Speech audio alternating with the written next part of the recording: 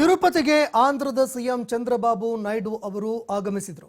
ಹೀಗಾಗಿ ತಿರುಪತಿ ವಿಮಾನ ನಿಲ್ದಾಣದಲ್ಲಿ ಸಿಎಂ ಚಂದ್ರಬಾಬು ನಾಯ್ಡು ಅವರನ್ನ ಟಿಟಿಡಿ ಅಧ್ಯಕ್ಷ ಬಿಆರ್ ನಾಯ್ಡು ಅವರು ಆದರದಿಂದ ಸ್ವಾಗತ ಕೋರಿದರು.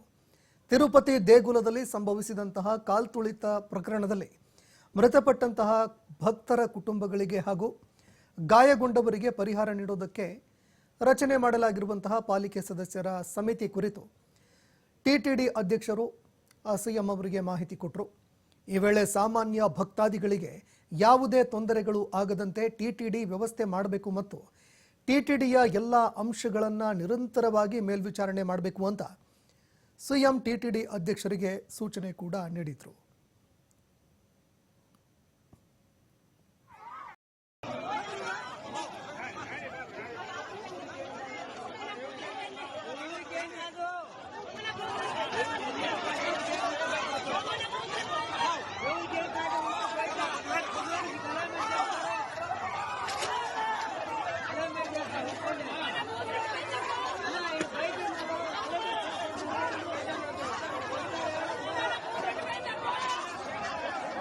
ಇನ್ನು ದೃಶ್ಯಾವಳಿಯಲ್ಲಿ ನೋಡ್ತಾ ಇದ್ದೀರಿ, ತಿರುಪತಿ ತಿರುಮಲದಲ್ಲಿ ಕಾಲ್ತುಳಿತ ಪ್ರಕರಣದಲ್ಲಿ 6 ಜನ ಸಾವನ್ನಪ್ಪಿದ್ರು.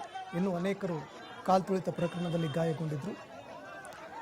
ತಲಾ ಒಬ್ಬರಿಗೆ 25 ಲಕ್ಷ ಪರಿಹಾರ ಘೋಷಣೆ ಮಾಡಲಾಗಿತ್ತು. ಸಿಎಂ ಚಂದ್ರಬಾಬು ನಾಯ್ಡು ಅವರು ಈವರೆಗೆ ಆಗಿರುವಂತಹ ಬೆಳವಣಿಗೆಗೆ ಸಂಬಂಧಪಟ್ಟಂತೆ ಮಾಹಿತಿ ಪಡೆದುಕೊಳ್ಳೋದಕ್ಕೆ ಅಂತ ತಿರುಪತಿ ತಿರುಮಲಕ್ಕೆ ಆಗಮಿಸಿದರು. ಇದೇ ಸಂದರ್ಭದಲ್ಲಿ ವಿಮಾನ ನಿಲ್ದಾಣಕ್ಕೆ ಬಂದಿಳಿದಂತಹ ಸಂದರ್ಭದಲ್ಲಿ ಆಂಧ್ರದ ಸಿಎಂಗೆ ಟಿಟಿಡಿ ಅಧ್ಯಕ್ಷರು ಸ್ವಾಗತ ಕೋರಿದರು. ಅದಾದ ನಂತರ ಈವರೆಗೆ ಆಗಿರುವಂತಹ ಬೆಳವಣಿಗೆಗಳಿಗೆ ಸಂಬಂಧಪಟ್ಟಂತೆ ಮಾಹಿತಿಗಳನ್ನು ಕೂಡ ಕೊಟ್ಟರು.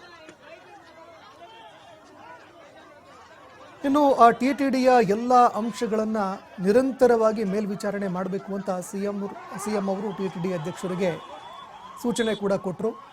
ಇನ್ನು ಮೇಲೆ ಈ ರೀತಿಯಾದಂತಹ ಘಟನೆಗಳು ಆಗದಂತೆ ಏನೇನೆಲ್ಲ ಆಗ್ತಾ ಇದೆ, ದೇವಸ್ಥಾನದಲ್ಲಿ ಎಲ್ಲೆಲ್ಲಿ ಸಮಸ್ಯೆಗಳಿದ್ದಾವೆ, ಅದೇ ರೀತಿಯಾಗಿ ಎಲ್ಲೆಲ್ಲಿ ಈ ರೀತಿಯಾದಂತಹ ಘಟನಾವಳಿಗಳು ನಡೀಬಹುದು, ಈ ಎಲ್ಲ ವಿಚಾರಗಳಿಗೆ ಸಂಬಂಧಪಟ್ಟಂತೆ ಮೇಲ್ವಿಚಾರಣೆ ಮಾಡಬೇಕು.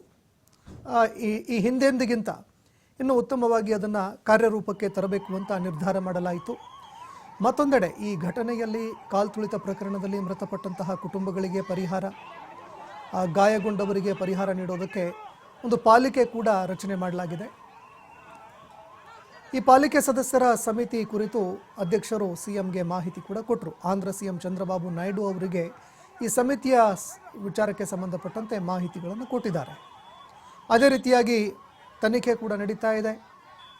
ಪ್ರಮುಖ ಕಾರಣ ಏನಾಯಿತು, ಆ ಸಮಸ್ಯೆಗಳು ಮತ್ತೊಮ್ಮೆ ಉಲ್ಬಣಿಸದಂತೆ ಕ್ರಮಗಳನ್ನು ಕೈಗೊಳ್ಳೋದಕ್ಕೂ ಕೂಡ ಮುಂದಾಗಲಾಗ್ತಾ ಇದೆ.